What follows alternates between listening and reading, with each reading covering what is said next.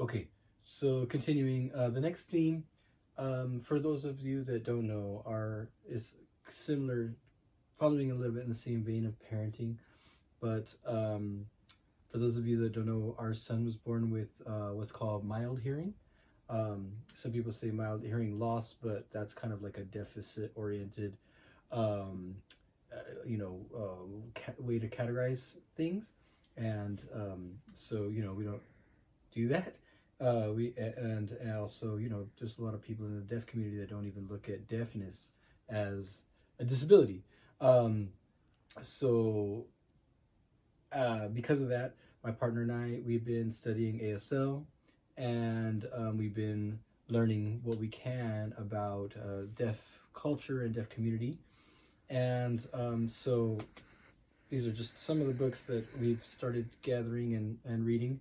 The two that I've read so far, this theme is ASL and deafness, are Oliver Sacks's Seeing Voices and Chango Sorry by Leah, Hager, Cohen.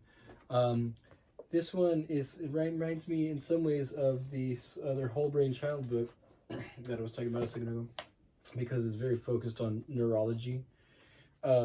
This guy Oliver Sacks, he is a writer. He kind of takes deep dives on things, and he did a lot of research, a lot of homework about deafness and language, and what it means, how language is like developed in the brain and stuff like that.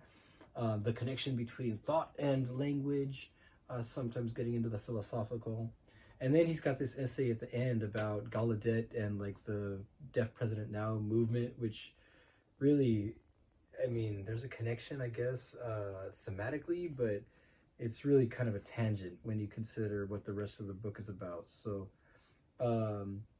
it's easy to get lost in the science. He does get into the weeds of the science of the neurology and stuff. But he also gives a history of ASL and deafness.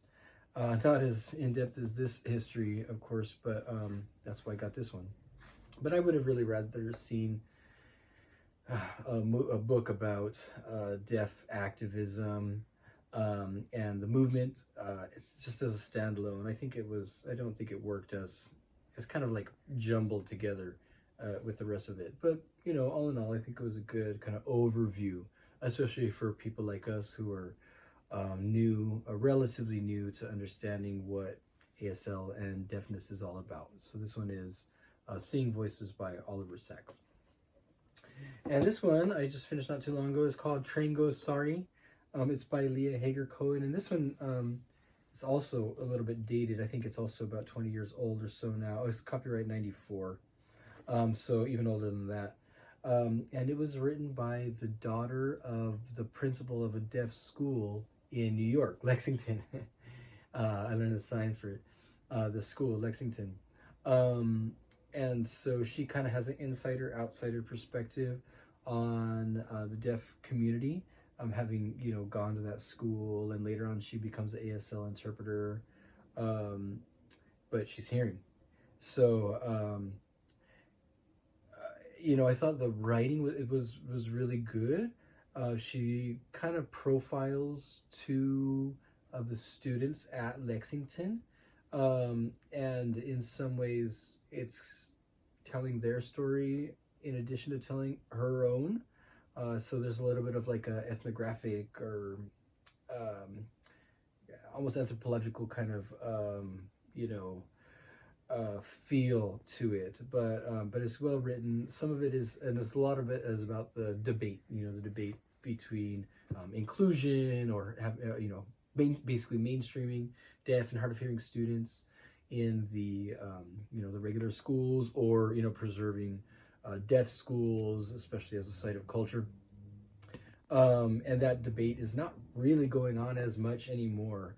So, and that's one of the things that I kind of felt made it feel a little bit dated. But I thought it was well written and informative, especially about the very specifics of like that school, Lexington School, and she talks about her family history coming from Eastern Europe, and one of the main students' profile is from Russia or Belarus, somewhere like that. And so there's a cultural component